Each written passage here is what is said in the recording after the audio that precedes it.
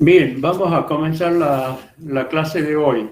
Lo último que vimos fue el método en economía y habíamos trabajado con un ejemplo de lo que era el laboratorio que tiene economía, que no es otra cosa que la historia.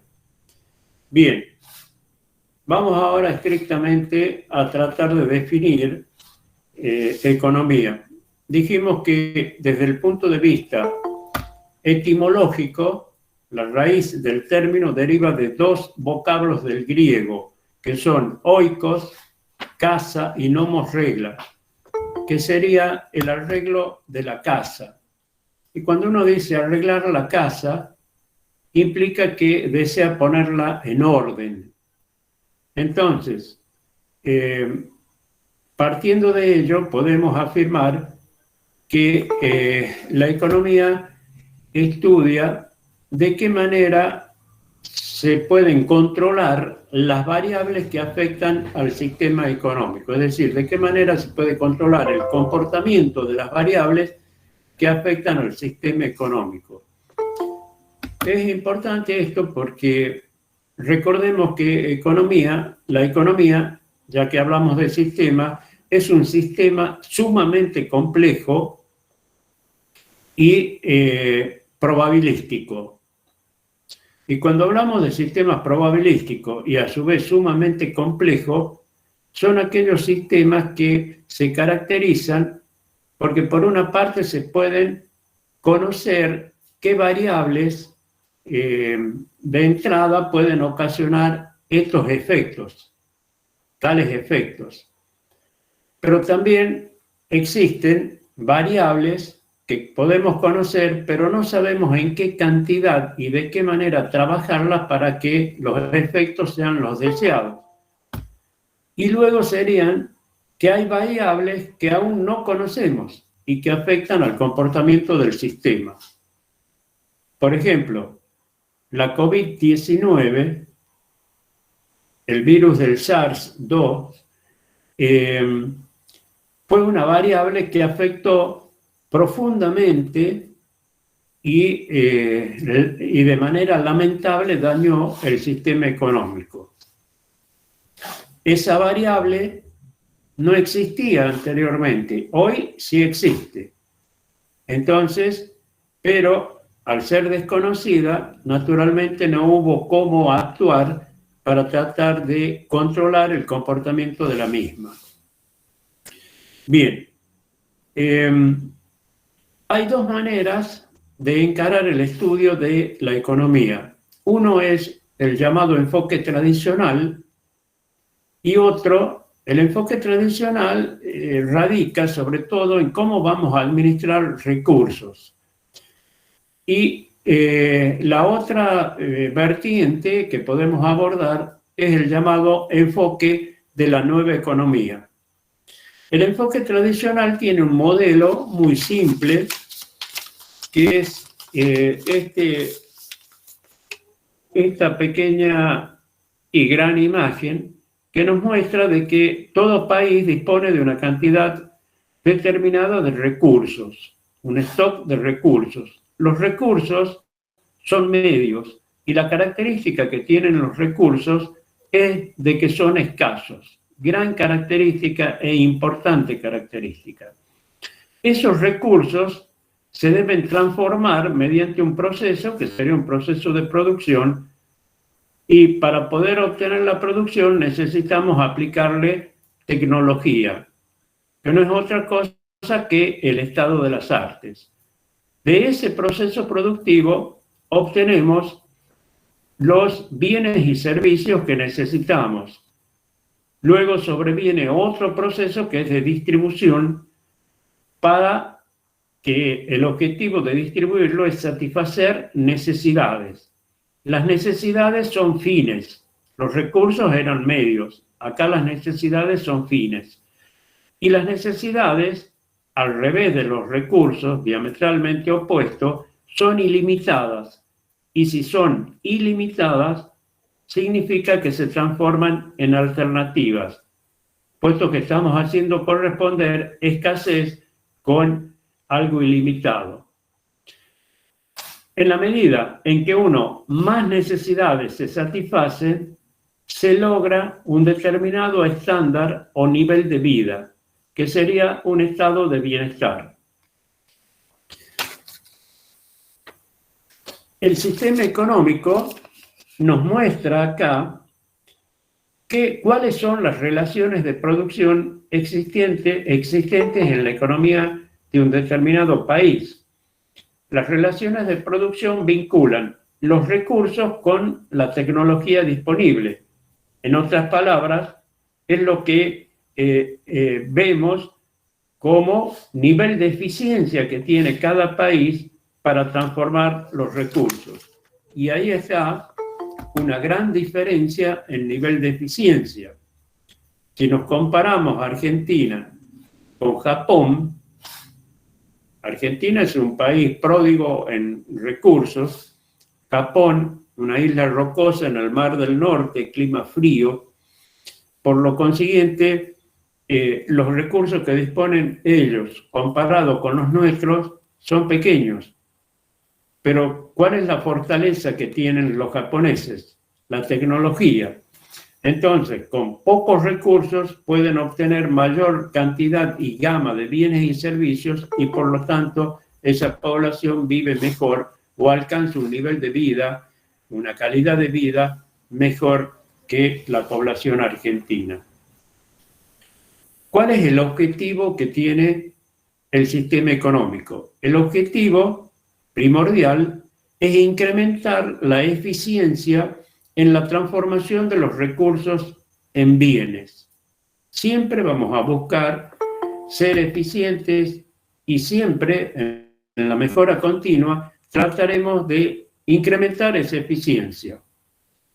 Si hablamos de un campo agrícola, tenemos un determinado rinde o rendimiento, pero luego tenemos que buscar de qué manera mejorar ese rendimiento.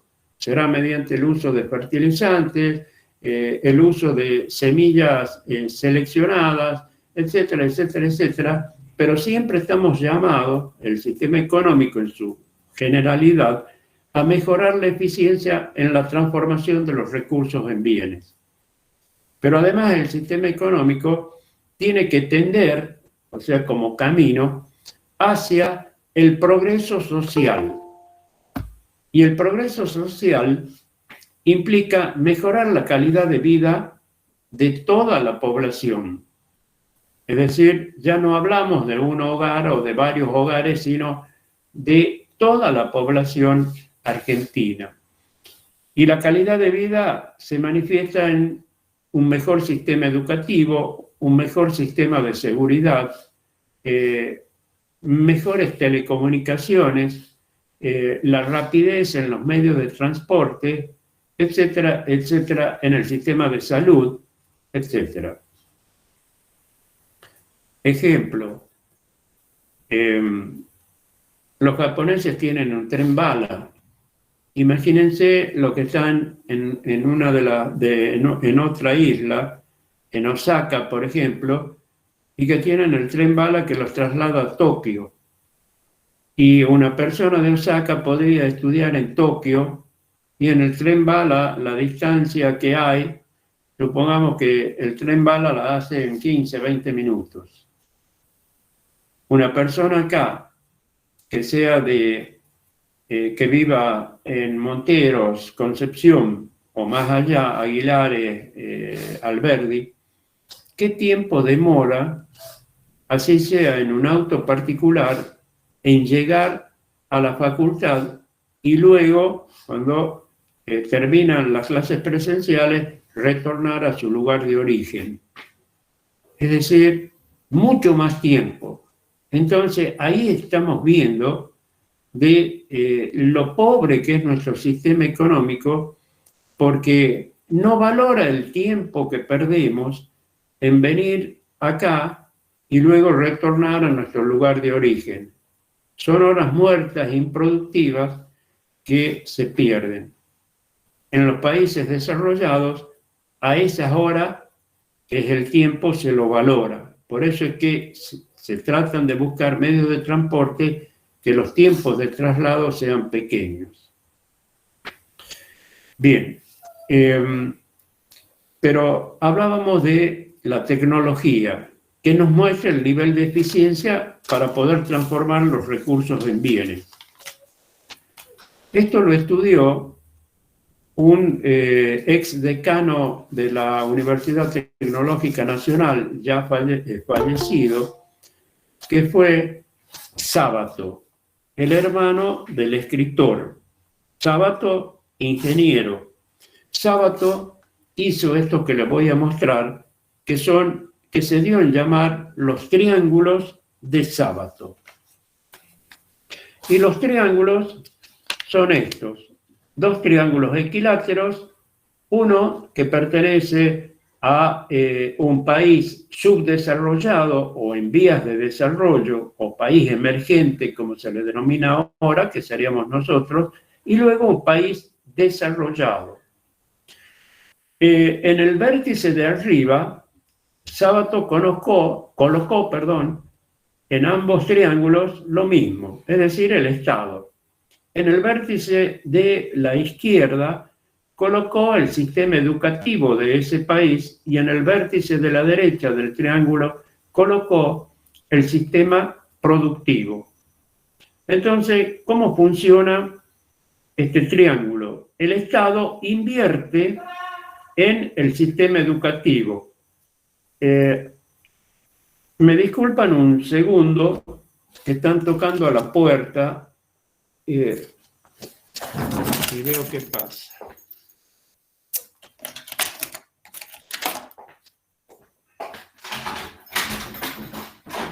Milana.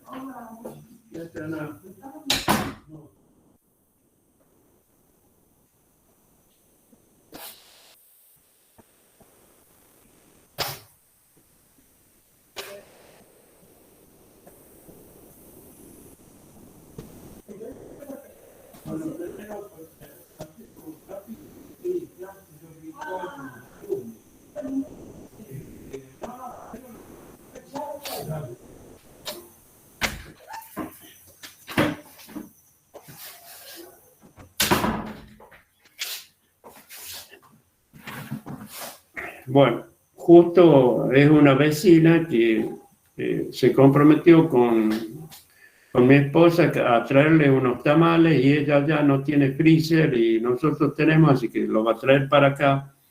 Pero bueno, ya los traigo, así que de nuevo voy a volver a interrumpir esto, pero sigamos. Entonces, en el país subdesarrollado, miren la flecha, el Estado invierte en el sistema educativo.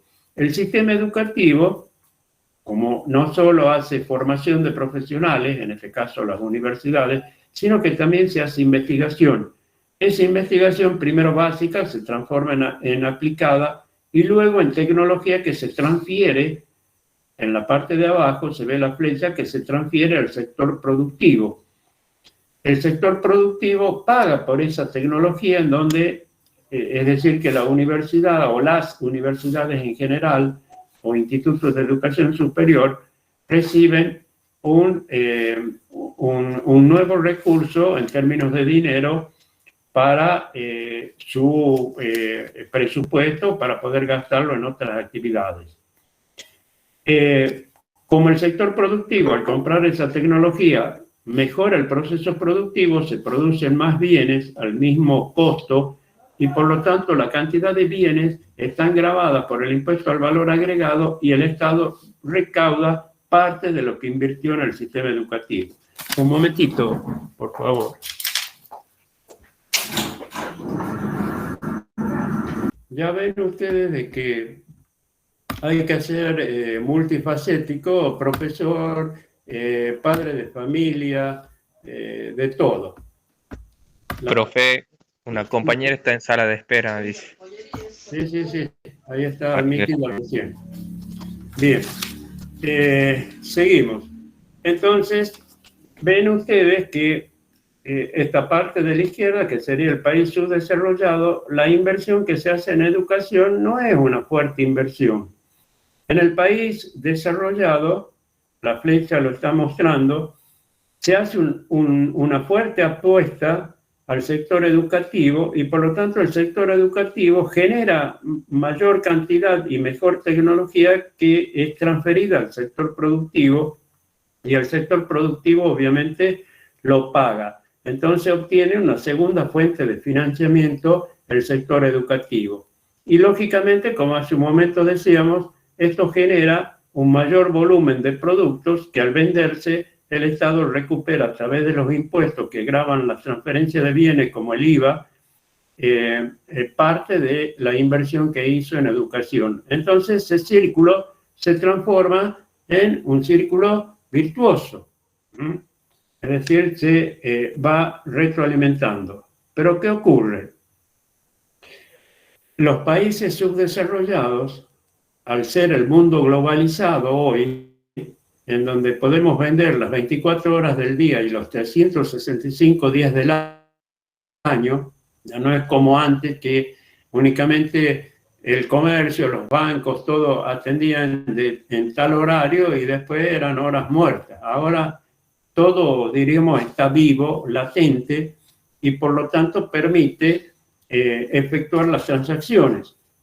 Por lo consiguiente, si uno desea competir en el mundo y tiene que buscar tecnología de punta que permita a su vez insertarse con productos y poder competir igual a igual con otros productores o empresarios del mundo. Entonces, ¿qué es lo que va a hacer el país subdesarrollado? Va a comprar, acá el sector productivo, va a comprar la tecnología en el sector educativo del país desarrollado. Entonces, el país desarrollado obtiene, porque se paga y bien la tecnología, una tercera fuente de financiamiento recibe una tercera fuente de financiamiento. Pero, ¿qué pasa con esto? ¿Cuál es la conclusión? Si yo compro la tecnología en el otro país, ¿qué estoy haciendo? Estoy a su vez financiando a ese sector educativo del país X. Entonces, ese país va a tener un sector educativo fuerte que produce más y nuevas tecnologías que me obligan a mí a adquirirla continuamente. Y eso, ¿qué es lo que lleva? Es que lo que estamos haciendo, que la brecha de desarrollo existente entre ambos países, las estemos impulsando siempre a separarnos cada vez más, porque le estamos financiando el desarrollo de ellos. Y nosotros nos convertimos en un país, en vez de ser independiente, generando nuestra propia tecnología y vendiéndosela al mundo, en dependiente de ellos. Eso es lo que hace, dije 25 años, pero hace mucho más, debe ser más de 35 años, que Sábato publicó esto y es conocido como los triángulos de Sábato. Y que aún hoy, tantos años después, y con todo lo que el mundo fue cambiando, aún se verifica lo que estamos diciendo. Bien, esa es la importancia que tiene el estado de las artes, el desarrollar nuestra tecnología, y es lo importante que el país en algún momento tiene que despertarse y comenzar a investigar, a hacer investigaciones de todo tipo, de toda clase, y tratar de generar tecnología tanto para mejorar nuestros procesos productivos y además para insertarse en el mundo como vendedor de tecnología, vendedor de conocimiento. Sé que contamos con gente con buenos talentos acá en Argentina, que la gente que se dedica a la programación o que ha hecho ingeniería en sistemas, o un curso también, vende, porque se puede programar a la distancia, a otros países del mundo los programas que genera, sobre todo en la parte de entretenimiento, porque el mundo va a tender a eso. como las máquinas lentamente van a ir reemplazando al hombre, con la inteligencia artificial, obviamente, el hombre va a tener que ocupar sus horas en ocio. Entonces, todos los juegos que se van a canalizar vía del celular o de otros dispositivos que surgirán en el futuro, van a buscar justamente que el hombre ocupe su tiempo en divertirse en algo.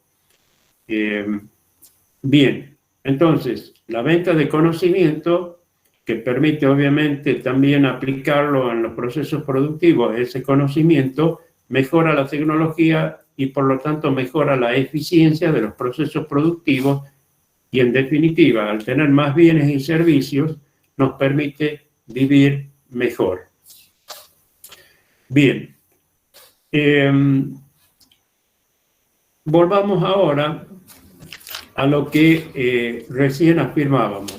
Dijimos que el objetivo del sistema económico es incrementar la eficiencia en la transformación de los recursos en bienes y tender hacia el progreso social y mantener el nivel de vida que hemos logrado, pero no retroceder.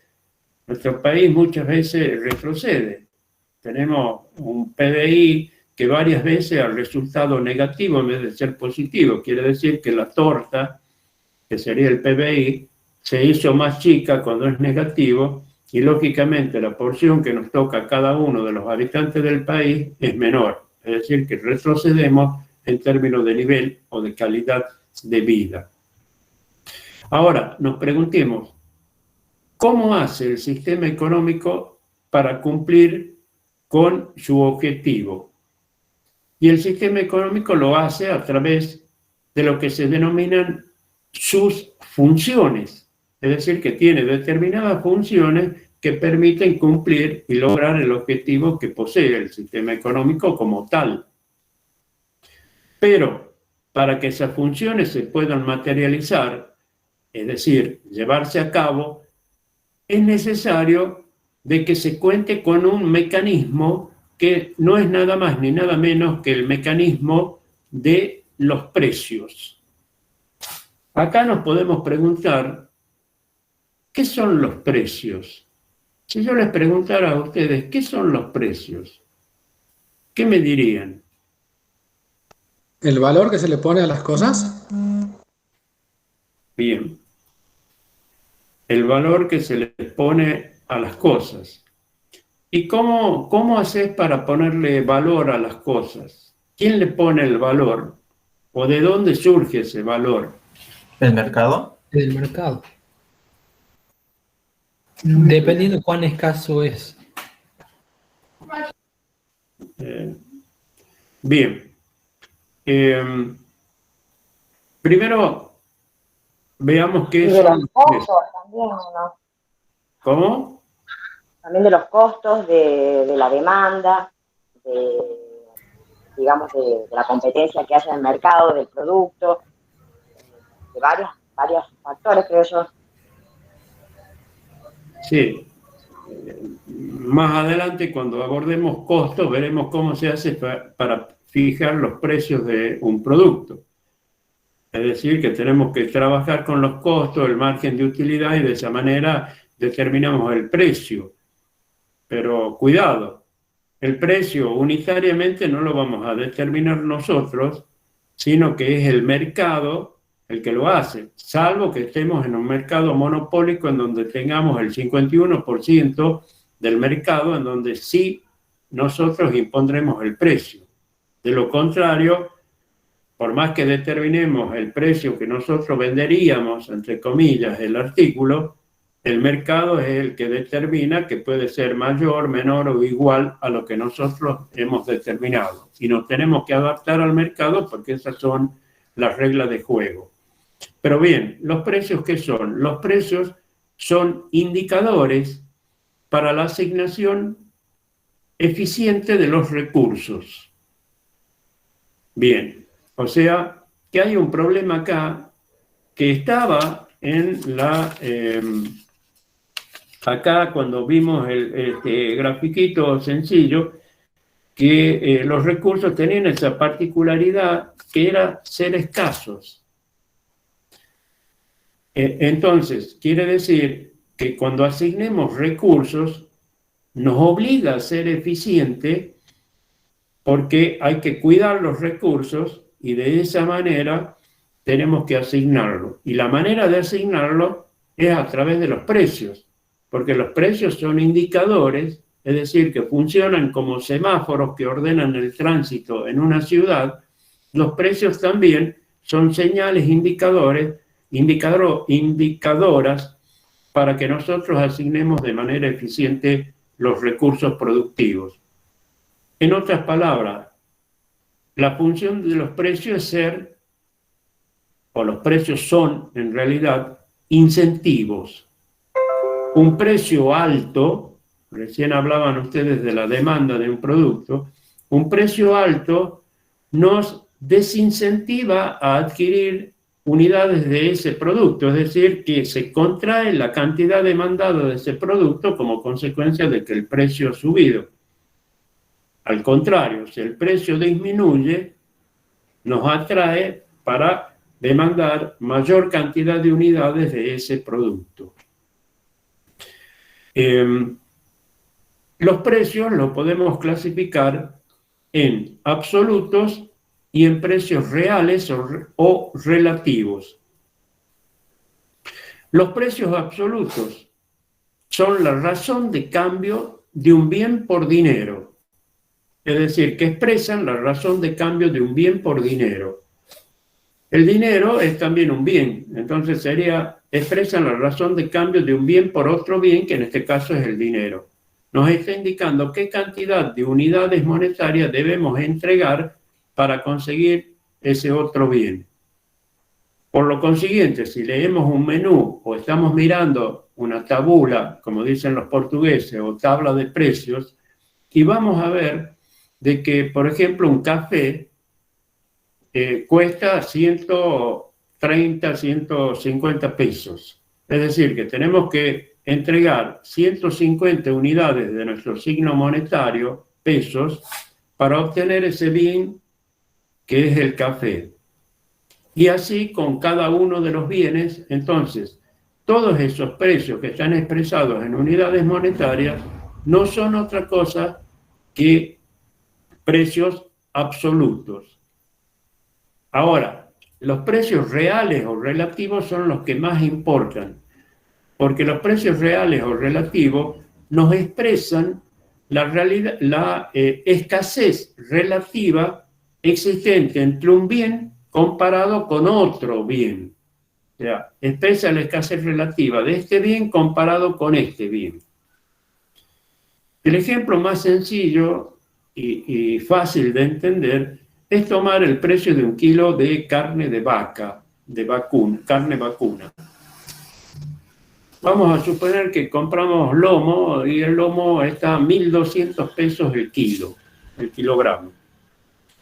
Si lo dividimos en el precio para conocer la escasez existente entre la carne vacuna y la carne de pollo, lo dividimos en el precio de un kilo de carne de pollo.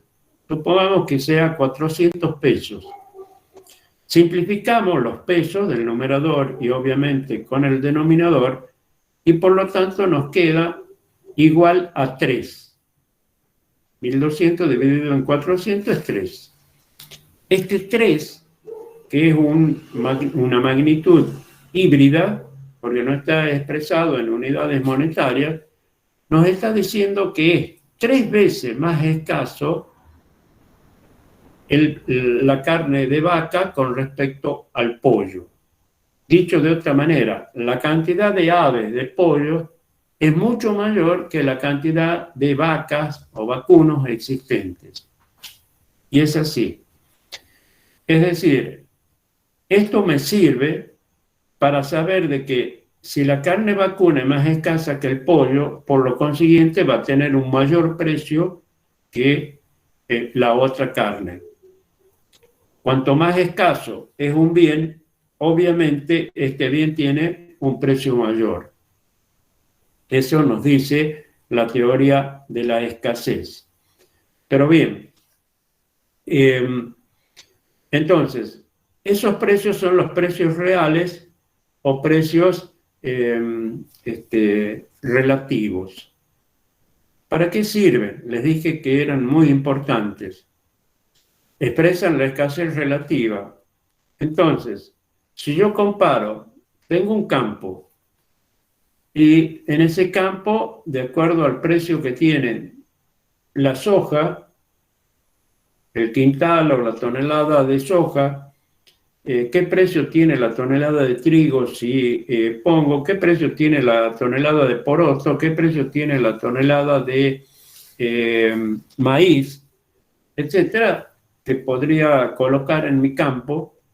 Bien, en función de eso, de lo que vale, lo que paga el mercado por el precio, supongamos, de la tonelada de trigo, en función de la superficie que tengo disponible, puedo calcular, en función de un rendimiento promedio, qué cantidad de toneladas voy a obtener y así determinar el ingreso. Pero luego tendría que comparar, tendría que tener en cuenta, calcular cuáles van a ser mis costos. Los costos, primero, de cultivo, desde comprar las semillas, plantarlas, etcétera, remover la tierra, luego los costos de cosecha y luego los costos que tengo de traslado del producto final hasta, supongamos en el caso del trigo, hasta los molinos, o de lo contrario lo puedo vender, diríamos, al pie del campo y que otro asume ese costo. Pero obviamente el precio que voy a recibir va a ser menor que trasladarlo, que lo traslade yo al molino.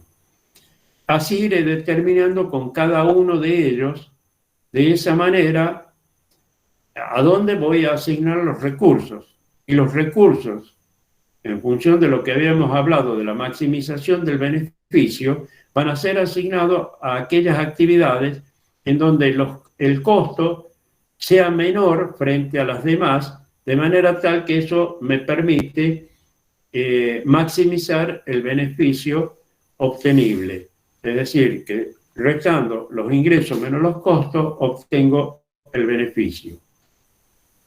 Bien, de la misma manera lo puedo hacer de manera relativa, viendo cuál es la escasez relativa existente entre cada uno de los bienes, y el que es más escaso relativamente va a tener mayor el precio, y por lo tanto eso me está asegurando también, o me está indicando para que asigne los recursos de manera eficiente. Bien, entonces, los precios están expresados en términos de dinero. Vamos ahora a las funciones que tiene el sistema económico. La primera función del sistema económico consiste en fijar prioridades. Fijar prioridades, podríamos preguntarnos, ¿qué producir? Es decir, ¿cómo establecemos las prioridades para producir? ¿O qué servicios puedo brindar y establecer las prioridades? Entonces, fijar prioridades es decidir qué producir y cuánto producir. Y eso se logra a través del mecanismo de los precios. Porque nosotros, los consumidores, en la medida en que adquirimos un bien, ese bien es como que tiene un rótulo, que sería su código de barra, para decirlo así, brinda información al vendedor sobre cuáles son nuestras preferencias. En función de eso, el vendedor sabe qué bienes gozan o productos de una mayor preferencia frente a otro y va a volcar sus esfuerzos productivos a producir aquellos bienes que gocen de las preferencias de los consumidores. Ejemplo, ¿qué empresa está dispuesta hoy a producir videocaseteras? Díganme, a ver si conocen alguno de ustedes, díganme a ver quién produce eso. Es decir, como nosotros los consumidores ya no buscamos ese bien ha desaparecido de los anaqueles o de los estantes en donde se vende. Y las fábricas obviamente ya han volcado sus recursos en fabricar otro tipo de bienes que gozan de las preferencias nuestras, como por ejemplo estos, los teléfonos celulares. Bien, esa es la manera en que se fijan las prioridades sobre qué bienes o servicios se deben producir o prestar y prestar. Esto lo podemos probar con un ejemplo muy sencillo. Pensemos ahora que hemos vuelto a la actividad presencial en la facultad. Cuando estamos en la facultad, ¿en qué bienes y servicios nosotros gastamos o buscamos? Transporte. ¿Qué otro bien? ¿Qué otros bienes? Materiales para el estudio, libros, cuadernos. Bien, libros, cuadernos, lapiceras, Fotocopias. fotocopias, perfecto. Acá Florencia Rojas me dice comida de paso, sí, comida, bebida, tomarme un café, un desayuno, una merienda, comerme un sándwich, adquirir un paquete de cigarrillos para el que fuma, que es preferible que no lo haga porque es malo, pero bueno, cada uno tiene sus gustos, hay que respetar, por lo tanto, también están esos bienes. Entonces, si cuando nosotros estamos en la facultad nos manifestamos con esas preferencias, gastamos en esos bienes, estamos dándole la información que necesitan los emprendedores para que ellos decidan qué negocios tienen que estar aledaños o dentro de la facultad. Entonces, no es sorpresa de que frente de la facultad nos encontremos con bares, con drugstore, con fotocopiadoras, y lo mismo que adentro tengamos fotocopiadoras, tengamos bar, porque esas son nuestras preferencias. ¿Por qué razón no hay un negocio que venda ropa? ¿Por qué razón no hay una concesionaria de automóviles que venda automóviles? Y simplemente, ¿saben por qué? Porque nosotros no hemos manifestado preferencia por esos bienes, por eso no están. Pero en el momento en que se nos ocurra a nosotros adquirir ropa, y seguramente va a haber no solo una, sino varias casas que van a tratar de proveer, de vender la ropa en función de las preferencias que nosotros decimos. Es decir, así como en ese simple ejemplo se fijaron las prioridades sobre qué bienes y servicios nosotros requerimos, es la manera en que se fijan las prioridades. La segunda función consiste en organizar la producción. Es decir, organizar la producción significa ordenar y disponer de los recursos productivos para poder producir o prestar los servicios que en la primera función hemos decidido.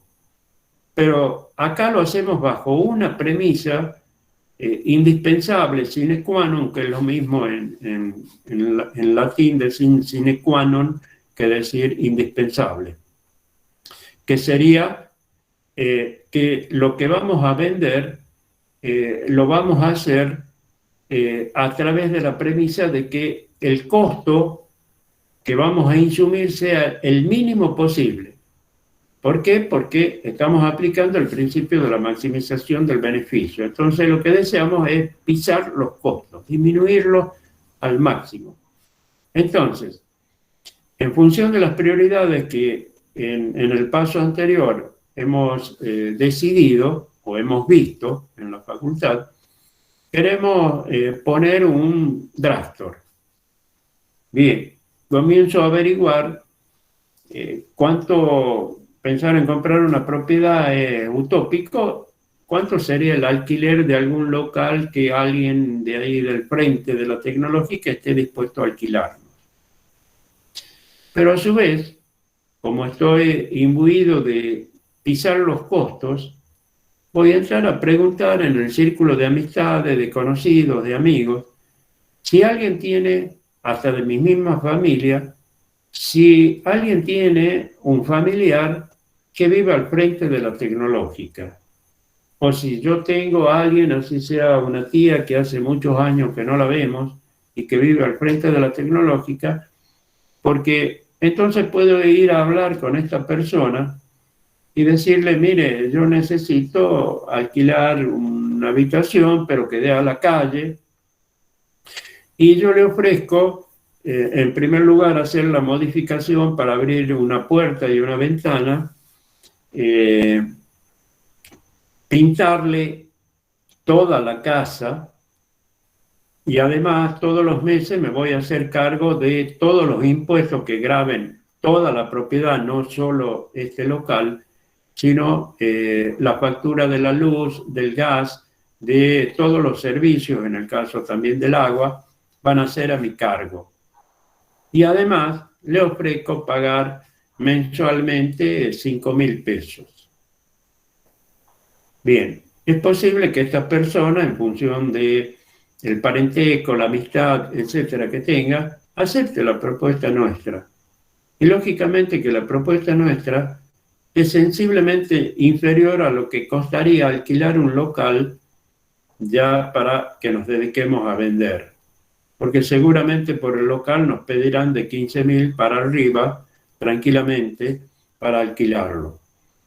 Bien, en ese caso he conseguido cumplir con la premisa de solucionar el factor productivo, tierra o recurso natural a través del menor costo posible. He organizado la producción de uno de los factores, pero ahora pensemos en el factor humano, los recursos humanos que necesito. ¿Cuáles recursos humanos? En primer lugar, tengo que fijar en qué horario voy a atender. Supongamos que voy a atender de 7 de la mañana a 11 de la noche. Son 16 horas. Puedo dividir 2 turnos de 8 horas. El primer turno lo puedo tomar yo. Tomo el primer turno, como asisto a la facultad o tengo clase virtual a la noche o a la tarde, tranquilamente lo puedo tomar yo. Es decir, me ahorro de pagarle a alguien. El segundo turno, cuando yo esté en la facultad o esté en clases virtuales, voy a buscar una alternativa también que sea el menor costo posible. Buscaré que sea mi hermano, mi hermana, o mi novia, mi esposa, o un amigo, un pariente, etcétera. Alguien que le diga, mira, todos los días llévate un par de paquetes de cigarrillos y las golosinas que necesites, o querés llevarte una gaseosa, te la llevas. Y bueno, y yo cada fin de semana te voy a habilitar con 1.000 pesos o con 2.000 pesos. Entonces, todo lo que esa persona puede llevar en el mes, supongamos que sume 20.000 pesos. El sueldo en blanco de un empleado que recién comience en la parte del convenio de trabajo comercial, y seguramente va a ser mucho más de 30.000 pesos como mínimo, y a su vez están todos los aportes patronales que tengo que realizar, que es más o menos un 25-30% más de lo que le pago al empleado o le liquido. Es decir, estamos hablando de 40.000 pesos frente a 20.000 que le estoy ofreciendo a esta persona. Es decir, que siempre estoy buscando y trabajando sobre la premisa del menor costo. Y ahora me queda un recurso más, que son los recursos materiales. ¿Cómo lo visto al local? Entonces, si voy a vender gaseosas, necesito una exhibidora, exhibidora vertical, pero me voy a averiguar cuánto cuesta, nueva o usada, y es una inversión importante. Pero se me ocurre, y si voy a hablar con la gente de la Pepsi o de la Coca en la parte de marketing, a los efectos de ofrecerles de que yo voy a vender en exclusividad los productos de ellos. Es muy seguro, muy probable, de que estas empresas nos contesten que sí y nos proveen como dato ese bien que necesitamos para nosotros refrigerar las gaseosas que queremos vender. Lo mismo, si quiero vender helado, y bueno, visitaré las firmas que comercializan como Grido, Bluebell, Arlequín, y les diré, bueno, pero yo puedo vender en exclusividad sus productos, pero necesito la provisión de un freezer horizontal. Y es seguro que la empresa nos va a proveer de ello también en comodato para que nosotros vendamos los productos de ellos. De la misma manera, puedo apersonarme a Arcor y hacer la misma propuesta y ellos me van a poner todos los exhibidores que tienen para los diferentes tipos de golosinas que ellos comercializan. Y así con cada una de las otras firmas en galletitas, etcétera, haré lo mismo. De manera tal que lo que yo desee vender de extra, tendré que comprar una estantería o un mostrador que lo puedo comprar usado, y también quiere decir que aplicando también el menor costo he conseguido contar con todos los recursos materiales para poder llevar a cabo mi actividad, mi emprendimiento. Así como he organizado la producción con ese simple kiosco en ese ejemplo, o con ese drugstore, también se organiza así la producción a nivel de todas las empresas del país y a través de todos los emprendimientos productivos, desde un simple taller mecánico hasta el ingenio más grande que exista. Bien, la tercera función del sistema económico consiste en distribuir el producto. Pero acá no es como en la imagen del modelo del enfoque tradicional, en donde es la distribución física de los productos a través de los medios de transporte, sino que acá estamos pensando de qué manera los recursos productivos que hemos utilizado y que han participado en la elaboración del producto participan de su resultado, es decir, participan de su beneficio. En otras palabras, nos estamos planteando de qué forma se reparte la torta en términos de ingresos. Entonces, pensemos, el ingreso de una persona depende de dos variables. En primer lugar, de la cantidad y calidad de recursos productivos que posea. Y en segundo lugar, del precio que se pague por cada unidad de estos. Bien, un profesor universitario necesita por lo menos tener el título de grado. De ahí, posgrado, un magíster, un doctorado, etcétera, es decir, mejora.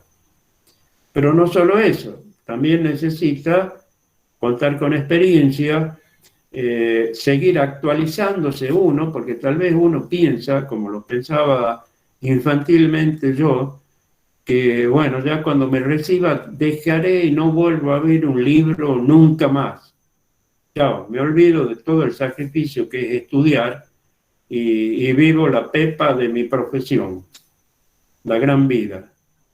Qué equivocado estaba, porque en la medida que cuando uno se gradúa, bien, es como la sensación que van a sentir es tocar el cielo con las manos, porque así lo sentí.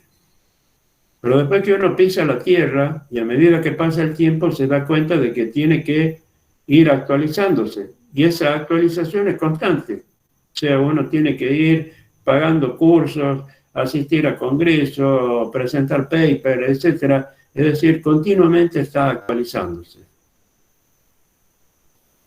Entonces, un profesor universitario que nada menos está preparando y formando a la generación dirigencial de los próximos años, tanto para empresas como para el sector público, tendría que estar bien remunerado.